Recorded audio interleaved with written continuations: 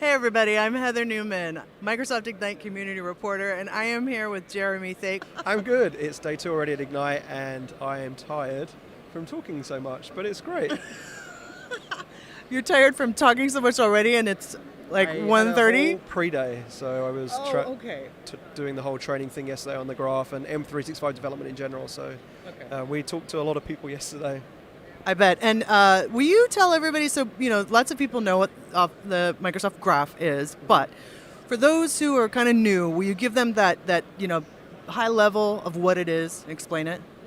So the Microsoft Graph is essentially an API that allows you to get access to your data in Microsoft 365. So our most common scenarios are being able to get the user's profile, the user's photo, their mail from their calendar, their mail from their mailbox, and their events from their calendar, and their files from OneDrive and SharePoint. Okay. But as we introduce more products in M365, like Teams, it's getting messages out of Teams and things like that. And so the idea is you as a customer or as a partner, like we have in this expo hall, can go build products that use that API to present in their applications, which adds lots of value that the customer can see their data within other applications they use in the organization. Cool. And any big announcements that came out this week? Can you even talk about them yet? I don't know. Yes. Okay. Such stole my thunder. Well, it wasn't my thunder to steal. The graph connectors essentially allow you to index content that isn't from Microsoft 365 and let it show up in the search experiences inside of Office. So the scenario that we used that build as a sneak peek was ServiceNow service tickets.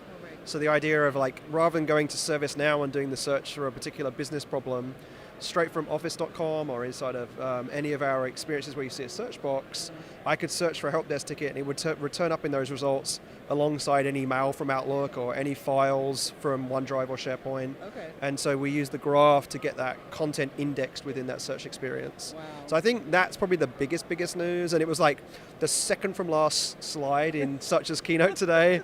So if you missed it, we closed the show. yes.